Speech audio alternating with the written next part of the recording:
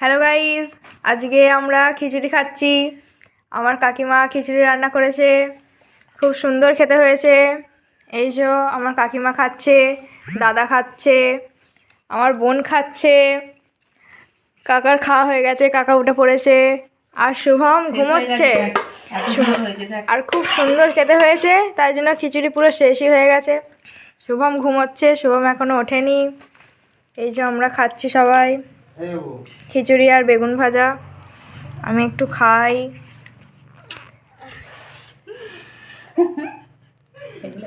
খুব সুন্দর হয়েছে খেতে। ভালো লাগবে, কিচ্ছু হবে না। এবার আমি একটু খেয়ে বলছি কেমন হয়েছে। রিয়া একটু বল।